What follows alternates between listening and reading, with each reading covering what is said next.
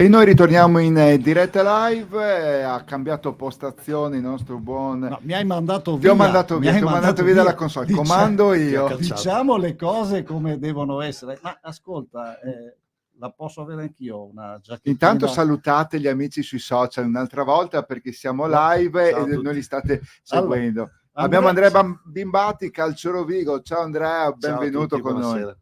Come andiamo, Andrea?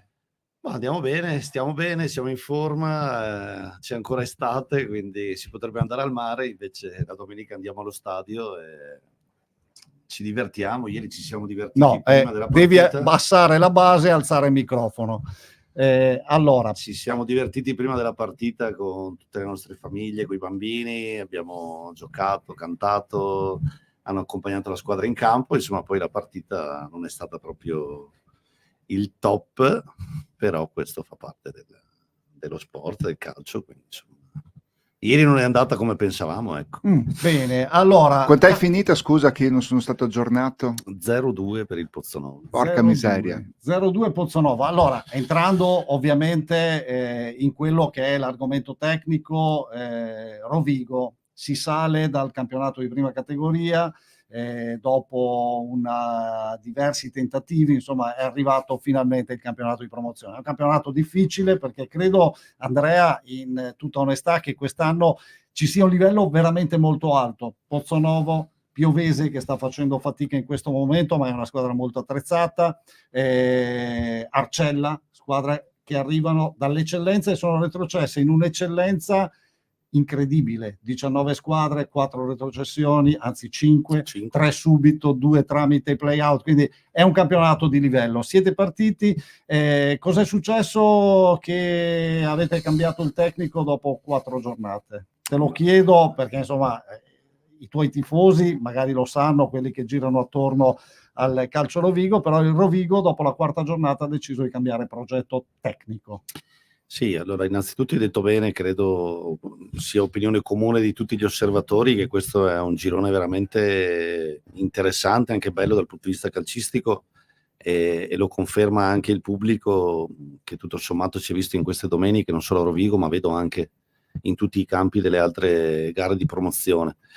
Per Rovigo è un campionato nuovo ovviamente, al campionato nuovo si è aggiunta una nuova struttura tecnica, si è aggiunta una nuova struttura anche di giocatori, perché di fatto è cambiata completamente la squadra che aveva vinto campionato e coppa l'anno scorso, e quindi questo ovviamente richiede dei tempi di amalgama, richiede dei tempi di lavoro che magari sono necessari, esattamente. È così, bisogna adattarsi alla categoria. Assolutamente, chiaro che tutto quello che capita nelle piazze normali a Rovigo viene giustamente enfatizzato, perché come avete detto parliamo comunque del tempio del calcio della città, perché lo stadio è quello. Torni lì.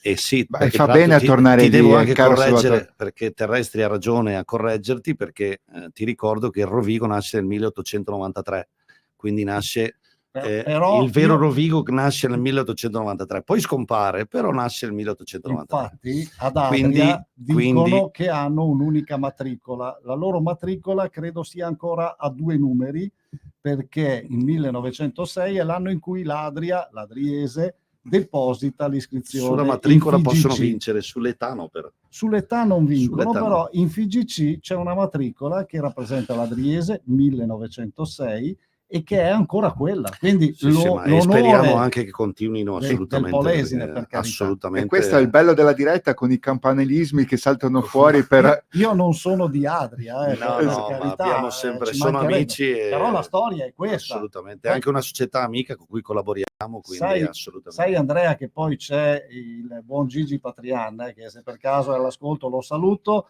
Etruschi contro Romani. Questa era la sua partita, come aveva anche identificato qualche anno fa il derby dell'Adige. Assolutamente, infatti spero anche che ritorni presto, ci siamo sentiti qualche giorno fa, spero che torni a vedere qualche partita al campo, perché insomma sappiamo che ha avuto qualche problema, ma mi auguro di rivederlo a vedere qualche partita, perché ci sarebbe anche sicuramente da divertirsi. Andrea, io invece voglio chiederti un po' il percorso che volete fare con la società, insomma, tanti nuovi giocatori, uno staff insomma buono, quali sono gli obiettivi di questa vostra stagione?